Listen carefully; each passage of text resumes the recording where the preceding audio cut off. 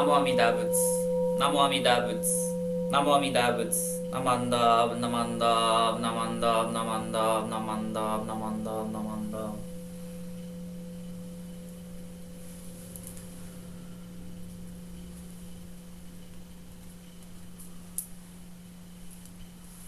This morning we'll chant Sambujo together, then read Golden Chain 2, followed by chanting of the Sutra Junirai.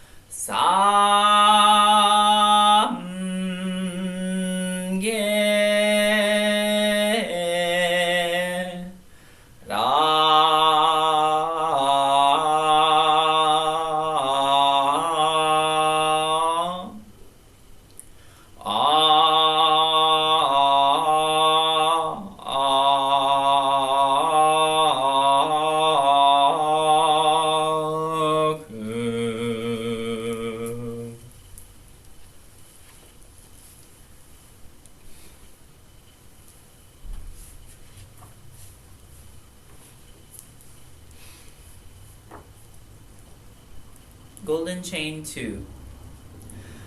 I am a link in the Buddha's golden chain of love that stretches around the world. I must keep my link bright and strong. I will try to be kind and gentle to every living thing and protect all who are weaker than myself. I will try to think pure and beautiful thoughts, to say pure and beautiful words, and to do pure and beautiful deeds, knowing that on what I do now depends not only my happiness or unhappiness, but also that of others. May every link in the Buddha's golden chain of love become bright and strong, and may we all attain perfect peace. Namo Amida Butsu. Namo Amida Butsu. Namo Amida Butsu. Namanda, Namanda, Namanda, Namanda, Namanda, Namanda.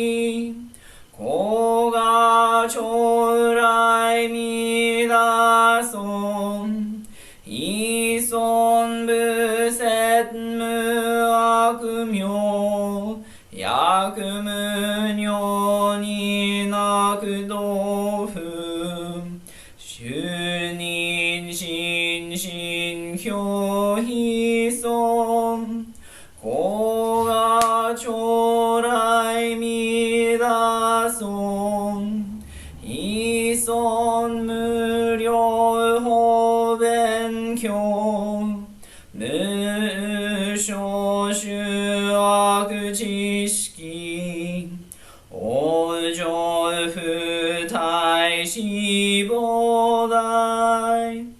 고가 조라이 미다손 가센 히손 그도 그지 슈센 무헨 요카이스이 쇼야 그센 곤 쇼조샤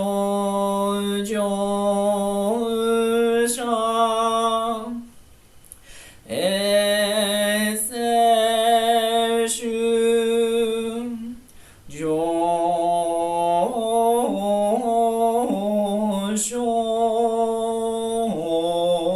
조쇼히코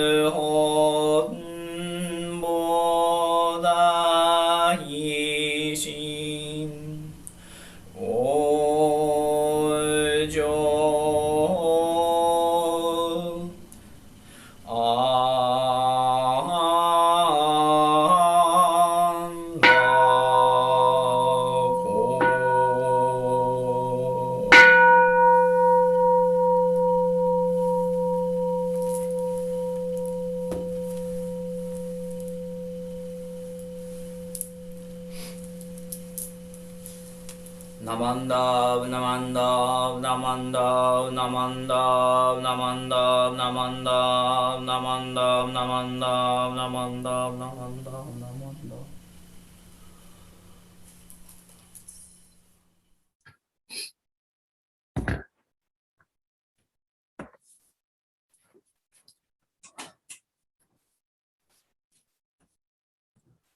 Good morning. Thank you for joining us. I'd like to start the next portion of our service, which will be my Dharma message. And I have a special Dharma message for Halloween because it's my favorite holiday. So let me start sharing my screen so you can see the presentation I put together. Okay, if you'll please put your hands together in gratitude and gassho, I'd like to share some passages from our founder, Shinran Shonin. When we say Namo Amida Butsu, Brahma and Indra venerate us. All the benevolent gods of the heavens protect us constantly, day and night. When we say Namo Amida Butsu, the four great Deva kings together protect us constantly, day and night, and let no evil spirits come near. When we say Namo Amida Butsu, the earth goddess called Firmness reveres and protects us constantly, day and night, accompanying us always just as shadows do things. When we say Namo Amida Butsu, Nanda, Upananda, and other great Nagas, along with the countless Naga gods, revere and protect us constantly, day and night. When we say Namo Amida Butsu, Yama, the king of the dead, reveres us, and the officers who judge the beings of the five courses of existence all protect us constantly, day and night. When we say Namo Amida Butsu, we are protected by the great King of Maras, residing in the sixth heaven. This he vowed to do in the presence of Shakyamuni Buddha. The gods of the heavens and earth are all to be called good, for together they protect the person of Nembutsu. Namo Amida Butsu, Namo Amida Butsu, Namo Amida Butsu, Namandab, Namandab, Namandab, Namandab, Namandab. The passages that I just shared for today's Gosandai come from our founder Shinran's Joro Wasan, or the Hymns of the Pure Land.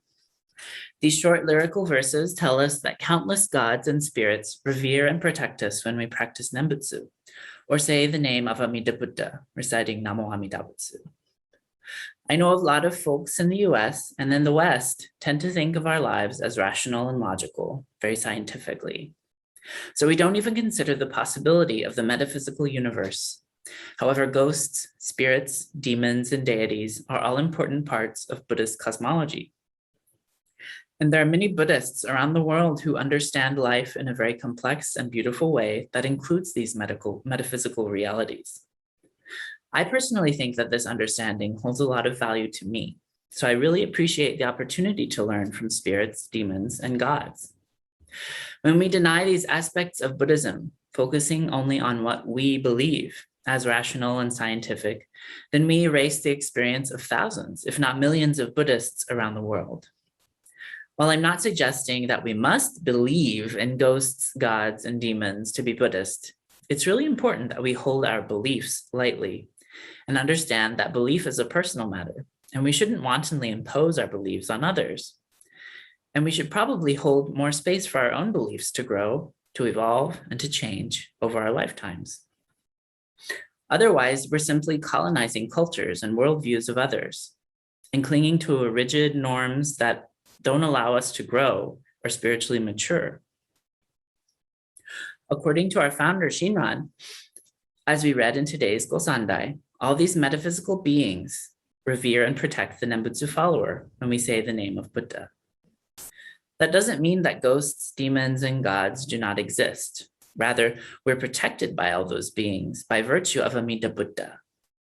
Since today is Halloween, which I said is my favorite holiday, I wanted to share an interesting Japanese ghost story that will, I hope, get us thinking a little bit differently about what we believe and how important our relationship to our teachings are. So if you're easily frightened, you might want to tune out for now. Here comes the story.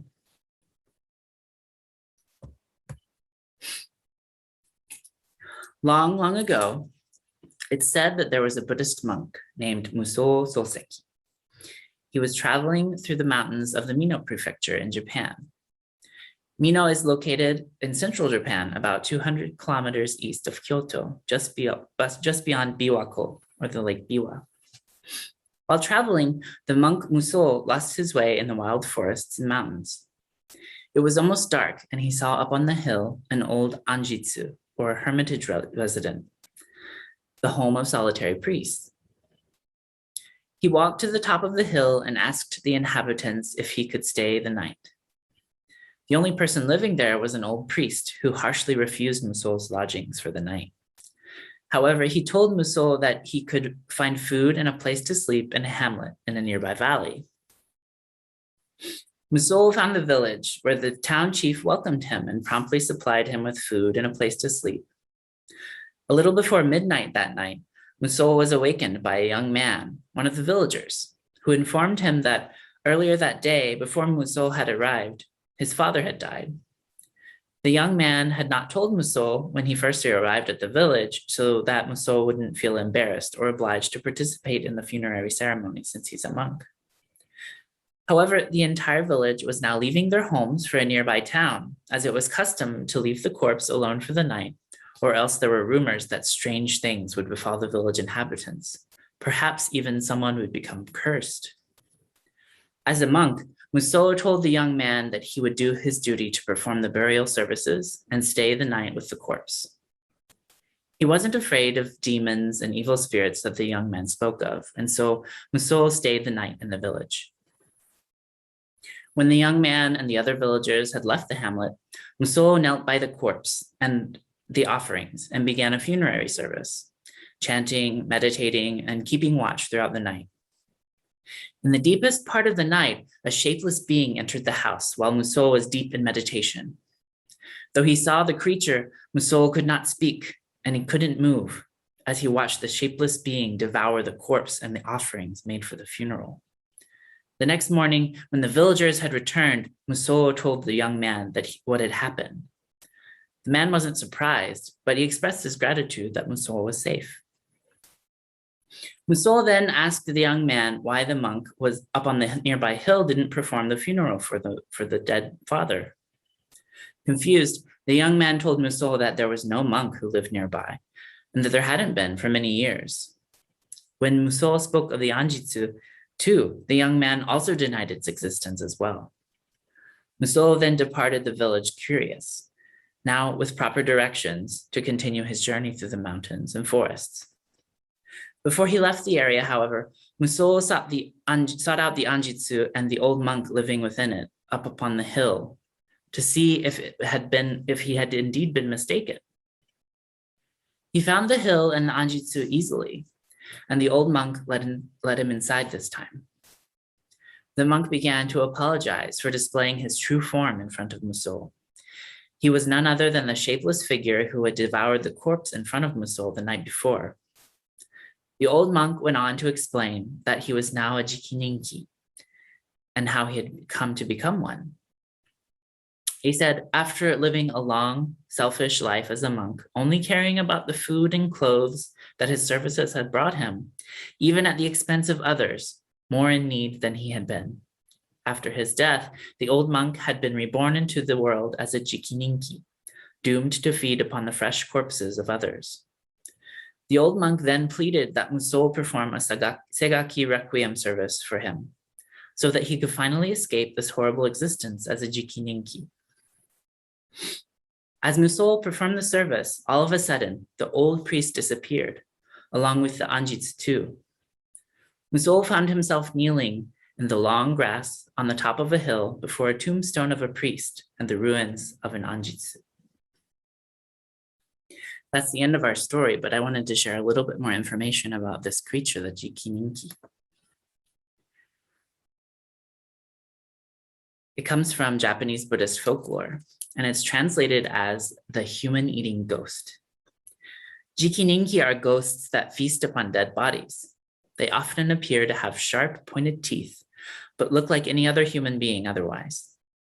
Those special teeth are used to peel the flesh off of recently deceased prey. Jikininki can be found around abandoned temples or in ancient ruins and villages. They stay in these locations so that they can avoid contact with humans, but they also must be near people so that they can get food. These ghosts don't enjoy feeding on the dead. They're forced into the situation in order to relieve some of the pain of their eternal hunger. They exhibit ghost-like traits that include appearing invisible during the day. Typically, Jikininki wait in temples at night to eat dead flesh of those that are there for funerary prayer. Jikininki are directly related to the hungry ghosts of Buddhism, who are constantly starving but cannot eat. When a living individual is corrupted by performing evil acts, they are cursed to the existence of a Jikininki if they cannot pass properly after death. Others may have been cannibals during their lives that transformed into Jikininki as they ate more flesh. I know that today's Dharma talk might seem out of place compared to my other Dharma talks, but folk tales, just like the one I shared today about Muso and the Jikininki, always hold a guiding moral. We should be careful not to be greedy and concerned with fame and fortune as the monk who was reborn as the Jikininki was. Also, when we face frightening moments in life, it's important for us to be grounded on our faith and exhibit kindness as the monk Muso was. If nothing else, we can say Namo Amida Butsu and trust that we'll be safe and things will work out okay in the end. Whether or not we believe in spirits and demons and gods, there's always an opportunity to learn from stories and from our friends who do believe in them. So let's all do our best to respect one another's beliefs, to listen to one another, and to grow together. I'd like to close my Dharma message for today by sharing the words of Master Shinran Shonin once more. Please join me in Gassho. When we say Namo Amida Butsu, Brahma and Indra venerate us. All the benevolent gods of the heavens protect us constantly, day and night. When we say Namo Amida Butsu, the four great Deva kings together protect us constantly, day and night, and let no evil spirits come near. When we say Namo Amida Butsu, the earth goddess called firmness, reveres and protects us constantly, day and night, accompanying us as shadows do things. When we say Namo Amida Butsu, Nanda, Upananda, and the other great Nagas, along with the countless Naga gods, revere and protect us constantly, day and night. When we say Namo Amida Butsu, Yama, the king of the dead, reveres us, and the officers who judge the beings of the 5 courses of existence all protect us constantly, day and night. When we say Namo Amida Butsu, we're protected by the great king of Maras, residing in the 6th heaven. This he vowed to do in the presence of Shakyamuni Buddha. All gods of the heavens and earth are all to be called good, for together they protect the person of Nembutsu. Namo Amida Butsu. Namo Amida Butsu. Namo Amida Butsu. Namandam, namandam, namandam, namandam. So that concludes our Dharma service for today. I'm going to end our recording, and we can hang out and chat for a little bit if you'd like to hang around.